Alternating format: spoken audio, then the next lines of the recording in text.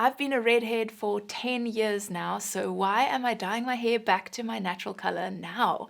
So I want to take you on a bit of a journey, explain how I've got to this point, and I'll show you a bit of my hair along the way. And yes, I'm wearing a hair bonnet because I didn't want to reveal my new hair color right away, and I've already dyed my hair. So I feel a little ridiculous. So I'm actually going to take it off now. But you can't see what color it is yet because I want to keep that surprise for a little later in the video. So let me just sort this out a bit more and then we will continue. So some of you have already seen videos of me singing as a child when I had blonde hair. It suited my sunny personality and it was fun. And then as I got a little bit older, my hair got darker to the point where I would have still wanted to call it a dark blonde, but if I'm honest, it was a light brown.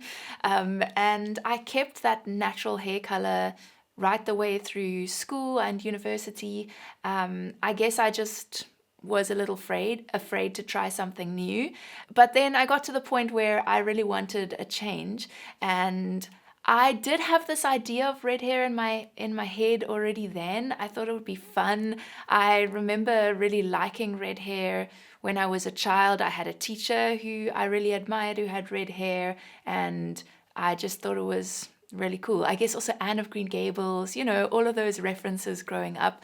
But I was too afraid to try red hair at that point. This is when I was maybe like 22. So I started with blonde highlights, very small highlights at first, and then they got more and more and more. And over a period of a year or two, it got to the point where I was really quite blonde. And that was also fun. It felt a little bit like going back to my childhood. And it felt like I was being true to myself in a sense, because I'd always felt like I was a blonde person, even though my hair actually was naturally light blonde at this point. And it was interesting to see how people responded differently to me with blonde hair. By this point, I had started performing with Harp because, I learned as an adult. So I think this was around that first year of playing Harp where I was about 25, 26, and people would talk about me as being a ray of sunshine when I'd bring my harp somewhere to play. And yeah, it was fun. But as my hair went lighter and lighter each time I highlighted it, it got to the point where it was really quite damaged and quite brassy yellow blonde, and I just felt like I wanted a change, and I was feeling brave enough to go with red, which I had been wanting to do for a long time.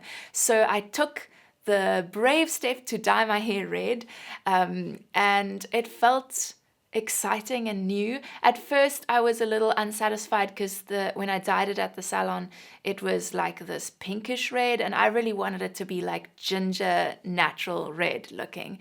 So I managed to find a dye to do at home that took me more in that direction, and I found that when I performed with my harp with red hair, people responded differently to me again. They started asking me whether I had Scottish or Irish family background, which I do. I have Scottish family background quite strongly on both sides of my family, but that's not what caused the red hair. I would always, when people ask me, if they just said, like in person, so do you have Scottish family background, then I would just answer the question.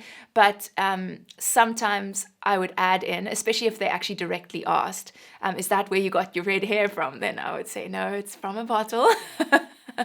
Or I would say, yes, I do have Scottish family background, but that's not what made my hair this color. But it was fun because I was often playing Celtic songs on the harp, and it was more recognizable. I became the harpist with the curly red hair. It felt like people associated me with red hair, and so that's why I kept it for so long. I really enjoyed having red hair, and it felt fun and different, a lot more interesting than having it was that nondescript kind of light brown, not really dark blonde color that I think is probably the color that is most likely to cause the person to dye their hair, because you used to have blonde hair and you feel like not completely like this is the color you were meant to be in a way. I think a lot of people have had that experience. But anyway, so I was enjoying having red hair, and I guess being a performer and someone who's on camera a lot, I also got to the point where it felt like it was what people expected of me as well. But I enjoyed it, and so I kept red hair for 10 years, which is quite crazy to think about because I so clearly remember making the decision to dye it red, but it's been a pretty long time. And for the last couple of years, I started getting more into color analysis and understanding my color season, what colors suit me. I kind of tried to figure it out on my own, and because red hair, like, or that ginger hair color, seemed to suit me quite well. That usually only goes with people who have a warm skin undertone, and everyone was constantly believing that my hair was naturally red. Even people in my daily life, like, they would see me every week at church, and people would be very surprised if I mentioned that my hair was dyed, even though they would see me with my hair very faded red, which is quite a different color to then the following week I would have freshly dyed my hair and it was quite a different red. And yet people in my life just all seemed to carry on assuming that my hair was naturally red. So I guess I just assumed that my skin undertone must be warm because of the red hair and because colors that worked with my hair were warm. So I had actually always naturally, growing up, gravitated more towards cooler colors, blues, greens, even pinks, that kind of thing. But I just gradually got to the point where I was gravitating more towards warmer browns and even like some mustardy kind of colors and a lot of tan. Colors that go well with my hair, and greens that I guess was a midpoint between what worked with my hair and what worked with my skin. So I went through like a lot of different seasons when I was trying to figure out what colors suited me. I thought at first, okay, maybe my color season is spring, because I definitely suit light colors better. And so I tried out bright colors, and it just felt like bright colors are overwhelming to me. You can see some examples here of like anything really bright. It just feels like I need to wear a lot of extra makeup, and it doesn't suit me when I don't have makeup on. It's just overwhelming to me. And so I thought, okay, I need a bit more muted colors. So maybe I'm more of an autumn, and I thought for a while that I could be in autumn, but I was confused because the darker autumn colors, and autumn is normally a slightly darker season, they really didn't suit me. And so eventually I went for a color analysis, which was a really fun experience. Johnny and I went together, and I've got some photos of us going through that process with our hair covered, or I think it's mostly photos of me, but maybe I'll pop in a few of Johnny. And it was just a fun process together. So basically she said that Johnny is summer, like the cool summer, I guess, the one that's closest to winter. She didn't really call it that with her particular color analysis system. But yeah, what I was is also a summer, but more muted than Johnny. Can't take quite as intense colors. So it's what a lot of people would call a soft summer or a muted summer. So I was quite surprised at that point because I wasn't expecting my skin undertone to be cool, which is interesting because actually looking back at all the colors that I'd chosen growing up and what I know about myself as a child and a young adult, it seems quite obvious to me now, but I guess at the time I'd just gone so off track with being distracted by my hair color and what worked for my hair and my skin. So at that point, I really felt like I wanted to make the most of the colors that suit me because this is, I guess, the journey I was going on. I had been sewing a lot of my own clothes and trying to pick colors that suit me, and I'd been struggling with that. And so now that I found out that basically my hair color isn't one of the recommended colors for my season. This red color that I'd been dyeing my hair for so long wasn't really the best for me. And that's why I'd kind of been struggling to find colors that suited me. So colors that really worked well with my hair, like green or like warm browns, were not the best for my skin, and colors that work really well for my skin, I couldn't go to some of them because they would clash with my hair. Like I didn't really find it worked so well to go with pinks or purples. So I was limited to like a certain type of blue or green that I could wear that would work for both my skin and my hair. And I found that frustrating. So as I've processed the results of my color analysis, I've found myself getting more and more frustrated with trying to choose colors that work for both my skin and my hair. And so I started really feeling like I wanted to go back to my natural hair color.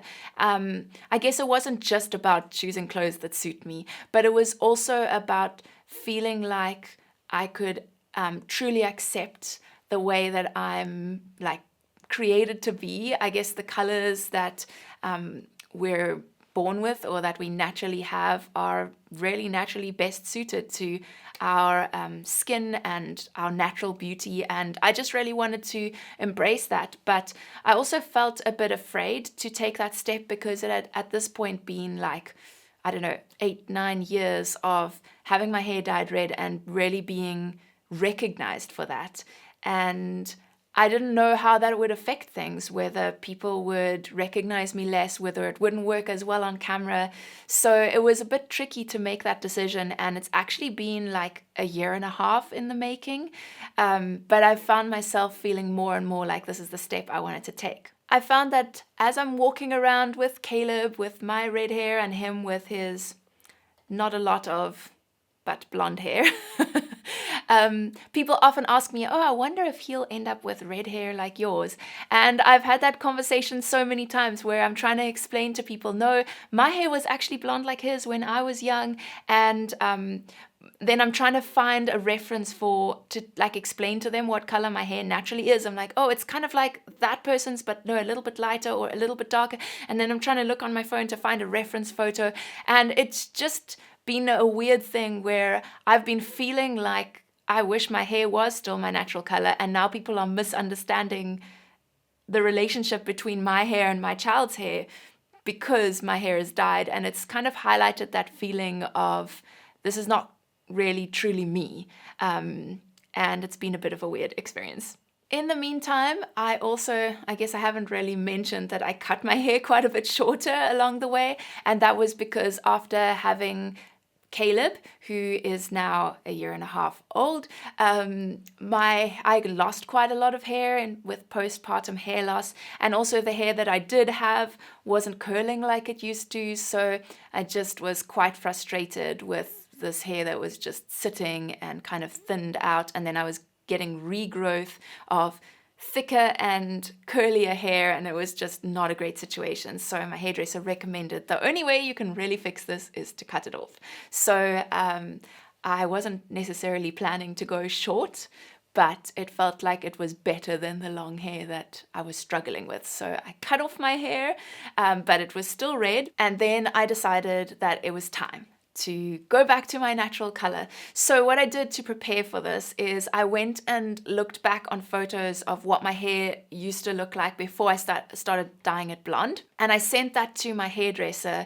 telling her like, this is a reference of what I would like for my hair. And when I went to her yesterday, she told me that she didn't want to damage my hair by stripping all the red out of it and using a hair dye that's really gonna like try and get to this ashy light brown color. So what she recommended is that we need to go on a bit more of a journey to get there. And also my hair tends to take color quite strongly, which means that I couldn't instantly get to the exact color that I wanted to, and it might be a bit of a process to get to where I want to be, but this is where my hair is at right now. So let's show you what color it is now. Ta-da! Okay, so it is still slightly reddish because we didn't remove all the red, and red is very hard to get out of your hair. And it is quite a bit darker than I was hoping. I'm a little disappointed.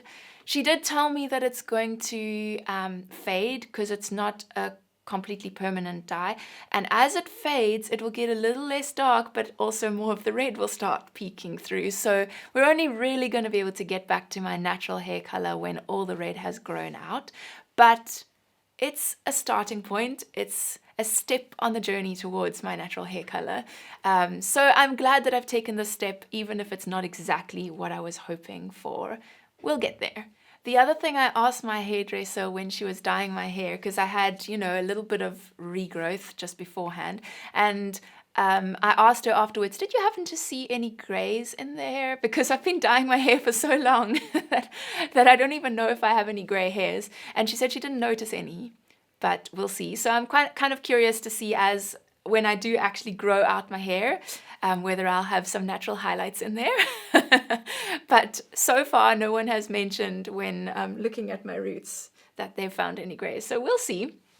But that'll be something to navigate in the future when I go gray. I also won't say with any certainty that I wouldn't try dyeing my hair again. Like, maybe I'll go for highlights at some point, but really what's feeling right now is that I want my hair to be as close as possible to the natural color.